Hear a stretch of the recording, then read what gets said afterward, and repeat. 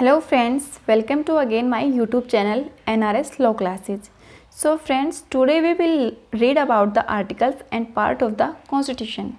हमें जो Constitution में पार्ट्स दिए गए हैं, भाग दिए गए हैं और Constitution में हमें जितने भी आर्टिकल्स दिए गए हैं, इट मीन्स अनुच्छेद, उनके बारे में हम आज पढ़ेंगे.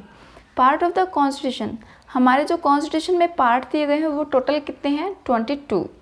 कितने हमारे जो आर्टिकल्स दिए गए हैं वो हैं, और जो आर्टिकल्स ऑफ द कॉन्स्टिट्यूशन है वो 1 to 395 है, मतलब कि 1 से 395 तक हैं जो हमारे कॉन्स्टिट्यूशन में अनुच्छेद दिए गए हैं. सो फ्रेंड्स, कॉन्स्टिट्यूशन में हमें भाग दिए गए हैं 22 और जो आर्टिकल्स हैं वो 1 to 395 तक दिए गए हैं. आज हम इनको कंप्लीट डिफाइन करेंगे. तो जो हमारा भाग 1 है, पार्ट 1 है, वो है संघ व राज्य, यूनियन एंड स्टेट. जो हमारे आर्टिकल्स 1 to 4 तक दिया गया है, 1 से लेके 4 तक में इसको डिफाइन किया गया है. जैसे कि मैं आपको थोड़ा थोड़ा करके समझा देती हूँ. जैसे कि हमारा आर्टिकल 1 है, अनुच्छेद 1 है, उसमें दिया गया है कि भारत जो है वो क्या है कि राज्यों का संघ है, it means union of state है. ऐसे ही हमारे जो आर्टिकल 2 है उसमें क्या दिया गया है कि जो संसद है, पार्लियामेंट, वो किसी भी नए क्षेत्र को भारत में शामिल कर सकती है. किससे? सामान्य बहुमत से भारत में शामिल कर सकती है. एंड हमारा जो आर्टिकल 3 है, अनुच्छेद 3 में दिया गया है कि जो संसद है, पार्लियामेंट है, वो भारत में स्थित किसी भी राज्य की सीमा में या उसके क्षेत्र में उसके नाम में परिवर्तन कर सकती है. वो कैसे कर सकती है? सामान्य बहुमत से. जो हमारी पार्लियामेंट है वो सामान्य बहुमत से क्या कर सकती है कि भारत में जो भी राज्य, क्षेत्र, सीमा, उसमें उसके नाम में कुछ भी परिवर्तन कर सकती है. एंड हमारा नेक्स्ट है अनुच्छेद 4. आर्टिकल 4 में क्या दिया गया है कि जो हमारे आर्टिकल 2 हैं और 3 हैं वो दोनों क्या है कि संविधान संशोधन आर्टिकल 368 की प्रक्रिया में नहीं माने जाते. जो आर्टिकल हमारा 2 और 3 है उनको संविधान संशोधन की प्रक्रिया में नहीं माना जाता. सो फ्रेंड्स, हमारा भाग 1 हो चुका है. इसमें क्या दिया गया है कि संघ व राज्यों को डिफाइन किया गया है कि कैसे भारत एक राज्यों का संघ है और जो संसद है वो किसी नए क्षेत्र को भारत में मिला सकती है, शामिल कर सकती है और बहुमत से, सामान्य बहुमत से किसी भी क्षेत्र का उसके नाम में परिवर्तन कर सकती है. और जो हमारे जो अनुच्छेद 4 में दिया गया है वो क्या है कि अनुच्छेद 2 और 3 को संविधान संशोधन की प्रक्रिया में नहीं माना जाता आर्टिकल 368 के तहत.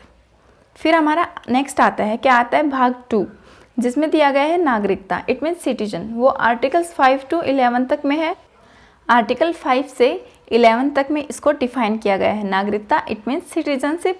तो हमारे जो इसको हम थोड़ा थोड़ा डिफाइन कर लेते हैं कि हमारे आर्टिकल 5 में क्या दिया गया है. आर्टिकल 5 में ये दिया गया है कि जब आज़ादी के समय हमारा जो देश में आज़ाद हुआ था 1947 में, यदि कोई 5 वर्ष से भारत में रह रहा है तो उसे क्या दी जाएगी? भारत की नागरिकता दे दी जाती थी. जो हमारा आर्टिकल 6 है उसमें क्या दिया गया है? जो पाकिस्तान से जो आते हैं हिंदू शरणार्थी, उनको भी नागरिकता दी जाएगी. फिर हमारा नेक्स्ट आता है आर्टिकल 7. आर्टिकल 7 में ये दिया गया है कि कोई ऐसे मुसलमान जो पहले पाकिस्तान में चले गए लेकिन बाद में वापस भारत में आ गए तो उनको भी क्या देंगे? नागरिकता देंगे भारत की. यही हमारे मतलब कि इसमें सभी आर्टिकल्स में नागरिकता के बारे में ही बताया गया है कि कब किसको किस कंडीशन में नागरिकता प्रदान की जाएगी. ऐसे ही हमारा जो आर्टिकल 8 है उसमें दिया गया है कि कोई भी भारतीय है, भारत में रहने वाला, कोई भी भारतीय व्यक्ति है जो भारत में नहीं रहता, बाहर रहता है, लेकिन उनके पूर्वज भारत में रहते हैं तो उन्हें भी क्या दी जाएगी? भारत की नागरिकता दी जाएगी. और हमारे आर्टिकल 9 में दिया गया है एकल नागरिकता. क्या दिया गया है आर्टिकल 9 में? एकल नागरिकता. एंड हमारा नेक्स्ट आता है आर्टिकल 10. हमारा आर्टिकल 10 में आता है कि यदि कोई व्यक्ति धोखाधड़ी, गैरकानूनी, असंवैधानिक रूप से नागरिकता प्राप्त करता है तो उस नागरिकता को समाप्त कर दिया जाएगा. इट मीन्स मतलब कि कोई धोखाधड़ी से या गैरकानूनी तरीके से कोई नागरिकता प्राप्त करता है भारत की तो उस नागरिकता को समाप्त कर दिया जाएगा. नेक्स्ट हमारा आता है, लास्ट आता है हमारा आर्टिकल 11. तो आर्टिकल 11 में क्या दिया गया है कि जो संसद है, पार्लियामेंट, वो नागरिकता हेतु अधिनियम बना सकती है. मतलब कि नागरिकता के लिए अधिनियम बना सकती है. हमारा नेक्स्ट आता है भाग 3, जिसमें हमें किसको डिफाइन किया गया है, मूल अधिकार को डिफाइन किया गया है। इट मीन्स फंडामेंटल राइट्स को। और वो कौन कौन से आर्टिकल्स में दिए गए हैं, आर्टिकल्स 12 to 35 तक। तो गाइस जो हमारे आर्टिकल हैं 12 और 13, आर्टिकल्स 12 और 13 में किसको डिफाइन किया गया है, राज्य की परिभाषा दी गई है। जो हमारा अनुच्छेद है 12 और 13, उसमें हमें राज्य की परिभाषा दी गई है। नेक्स्ट है हमारा अनुच्छेद 14, 18, उसमें किसका अधिकार दिया गया है, समानता का अधिकार। हमारा जो आर्टिकल है 14 to 18, उसमें हमें समानता का अधिकार दिया गया है। It means right to equality. फिर हमारा नेक्स्ट जो आर्टिकल है वो आता है 19, 22। 19 और 22 में क्या दिया गया है, स्वतंत्रता का अधिकार, राइट टू फ्रीडम। इसको हमें मतलब कि 12-13 में राज्य की परिभाषा दी गई है, 14-18 में समानता का अधिकार दिया गया है और 19-22 में हमें स्वतंत्रता का अधिकार दिया गया है। नेक्स्ट जो हमारा आर्टिकल आता है वो हमारा आता है 23 to 24। उसमें हमें बताया गया है शोषण के विरुद्ध अधिकार। क्या बताया गया है हमें, शोषण के विरुद्ध अधिकार। फिर हमारा आता है आर्टिकल 25 to 28। इसमें हमें डिफाइन किया गया है धार्मिक स्वतंत्रता का अधिकार। धार्मिक स्वतंत्रता का अधिकार को डिफाइन किया गया है। हमारा नेक्स्ट है आर्टिकल 29 to 30। उसमें अल्पसंख्यकों को शिक्षा एवं संस्कृति का अधिकार दिया गया है। एंड आर्टिकल 31 में संपत्ति का अधिकार दिया गया है और आर्टिकल 32 में संवैधानिक उपचारों का अधिकार दिया गया है। और हमारे आर्टिकल 33 में सशस्त्र बलों में कार्यरत व्यक्तियों के अधिकार का निलंबन किया गया है। और आर्टिकल 34 में आता है कि जो मार्शल लॉ की स्थिति में होते हैं उनको उनके अधिकार के बारे में बताया गया है, मार्शल लॉ की स्थिति में अधिकार। नेक्स्ट हमारा है आर्टिकल 35, जो अधिकारों पर कानून निर्माण शक्ति संसद के पास है। मतलब कि जो अधिकार होते हैं कानून निर्माण के, वो उसकी शक्ति किसके पास है, संसद के पास है, पार्लियामेंट के पास है। नेक्स्ट हमारा आता है भाग 4। भाग 4 में क्या आता है, नीति निर्देशक तत्व। It means directive principles of policy. ये हमारे कौन से आर्टिकल में दिए गए हैं, ये आर्टिकल 36 to 51 तक दिए गए हैं। सो फ्रेंड्स, जो हमारा नीति निर्देशक तत्व जो शब्द है वो हमने किससे लिया है, आयरलैंड के संविधान से लिया है। और ये किसको प्राप्त है, ये राज्य को प्राप्त है। और इसका जो अर्थ है वो क्या है, नीति निर्देशक तत्व का जो अर्थ है वो क्या है, कल्याणकारी राज्य की स्थापना करना। कैसे राज्य की स्थापना करना, कल्याणकारी राज्य की स्थापना करना।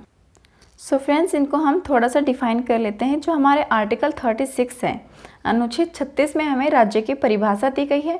एंड आर्टिकल 37 में क्या दिया गया है कि राज्य अगर कानून बनाए या नीति बनाए, लेकिन बनाते वक्त उनको ये ध्यान रखना चाहिए कि जो हम कानून बना रहे हैं या नीति बना रहे हैं उनसे क्या होना चाहिए, सबका भला होना चाहिए। अर्थात राज्य को नीति निर्देशक तत्वों का क्या करना चाहिए, पालन करना चाहिए। हमारे जो आर्टिकल है 38, उसमें क्या दिया गया है कि भारत में निवास करने वाले जो लोग हैं, जो भी हैं लोग, जनता, उनको सामाजिक, आर्थिक, राजनीतिक न्याय उपलब्ध करवाएगा। मतलब कि जो हमारे भारत में निवास कर रहे हैं जो लोग, नागरिक, उनको क्या करेंगे, सामाजिक, आर्थिक, राजनीतिक न्याय उपलब्ध करवाएंगे। नेक्स्ट हमारा आता है आर्टिकल 39। जो भी हमारे उत्पादन के साधन होते हैं, भूमि, पूंजी, श्रम, साहस, उद्यमी, वो क्या होंगे, सरकार या समाज का अधिकार होगा उन पर। जो भी हमारे उत्पादन के साधन हैं उन पर क्या होगा, सरकार या समाज का अधिकार, स्वामित्व होगा। और जब हमारा नेक्स्ट आता है आर्टिकल 40, इसमें क्या होता है कि राज्य गांव में पंचायतों का गठन करेगा। जो राज्य है वो जो छोटे वर्ग के जो गांव होते हैं हमारे, उनमें क्या करेगा, पंचायतों का गठन करेगा। नेक्स्ट है हमारा आर्टिकल 41। 41 में कुछ कंडीशन में काम, शिक्षा, रोजगार के लिए, मतलब कि काम, शिक्षा और रोजगार को प्राप्त करने का अधिकार दिया गया है। नेक्स्ट है हमारा आर्टिकल 42। तो जो हमारा आर्टिकल 42 है, इसमें कुछ प्रावधान दिए गए हैं कि कार्यस्थल पर न्यायसंगत व्यवस्था होनी चाहिए, सबके साथ समान रूप से व्यवस्था की जानी चाहिए और गर्भावस्था के दौरान अवकाश मिलना चाहिए। नेक्स्ट है हमारा 43 कि जो व्यक्ति काम करता है उसे जीवन निर्वाह हेतु न्यूनतम मजदूरी दी जाएगी। मतलब कि वो जीवन निर्वाह कर सके, उसको इतनी मजदूरी दी जाएगी। नेक्स्ट है हमारा आर्टिकल 44। उसमें हमें एकल सिविल संहिता के बारे में बताया गया है। फिर आता है हमारा नेक्स्ट है आर्टिकल 45, इसमें शिक्षा का अधिकार दिया गया है। एंड 46 में दिया गया है SC ST OBC मतलब कि जो आर्थिक रूप से कमज़ोर वर्ग के जो वर्ग में आते हैं उनको क्या मिलेगी, शैक्षणिक सहायता मिलेगी। नेक्स्ट आर्टिकल है हमारा 47, इसमें क्या दिया गया कि जीवन स्तर को ऊंचा करना, और हमारे जीवन स्तर को ऊंचा कौन करेगा, वो राज्य करेगा। और हमारा जो नेक्स्ट आर्टिकल है वो है 48, कृषि एवं पशुपालन में मिश्रित अर्थव्यवस्था।